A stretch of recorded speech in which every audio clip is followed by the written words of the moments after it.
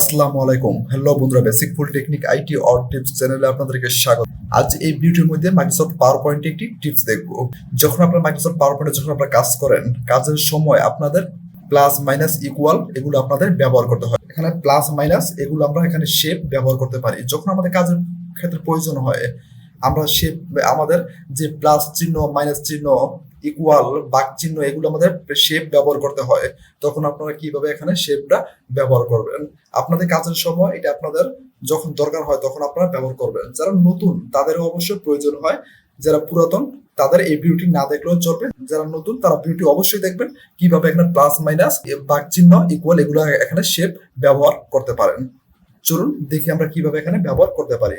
দেখুন উপরে দেখুন রিবন বারে গিয়ে দেখুন ইনসার্ট ট্যাবের উপরে ক্লিক করুন। ক্লিক করার পর শেপের উপরে ক্লিক করার পর এখান থেকে ফ্লো চার্টের উপরে দেখুন এখানে আমাদের অনেকগুলো শেপ দেওয়া আছে। আমি এখানে বলছি প্লাস শেপ, মাইনাস শেপ, বাঘ শেপ, গুণ শেপ, এগুলো এখানে ইকুয়াল, এগুলো আমাদের এখানে শেপ দেওয়া আছে। এখন আপনার যখন এগুলো প্রয়োজন হয় শেপ, তখন আপনারা এখান থেকে শেপটা ব্যবহার করবেন। দেখুন এখানে প্লাস চিহ্ন, প্লাসটার উপরে ক্লিক করুন। দেখুন এখানে একটা প্লাস শেপ তৈরি করুন। দেখুন আমরা শেপ তৈরি করেছি। আপনারা চাইলে এখান থেকে যে কোনো একটি কালার ব্যবহার করতে পারেন, এটা হলো আপনাদের ইচ্ছা। এখন আমি কালারটা ব্যবহার করবো, এখানে ক্লিক করবো। আমি আবার এখানে ইনসার্টে ক্লিক করবো, শেপের উপরে ক্লিক করবো। দেখুন এখান থেকে মাইনাস শেপটা আমরা এখানে ব্যবহার করবো।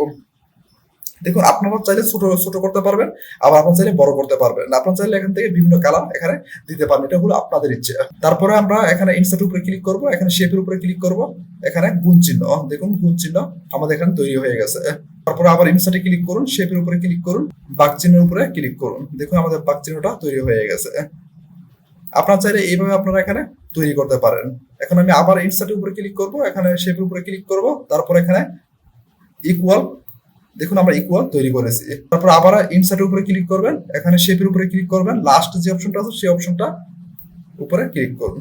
দেখুন আমাদের এখানে শেপ তৈরি হয়ে গেছে। আপনারা চাইলে এইভাবে আপনারা এখানে শেপ তৈরি করতে পারেন।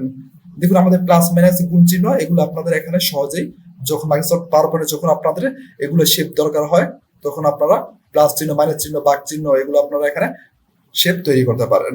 ভিডিও যদি ভালো লাগে অবশ্যই চ্যানেলটি সাবস্ক্রাইব করে পাশে থাকা বেল আইকনটি বাজিয়ে দিন পরবর্তী ভিডিওটি পাওয়ার জন্য। আবার দেখা হবে পরবর্তী ভিডিওতে। ভালো থাকবেন, সুস্থ থাকবেন, সবাইকে ধন্যবাদ।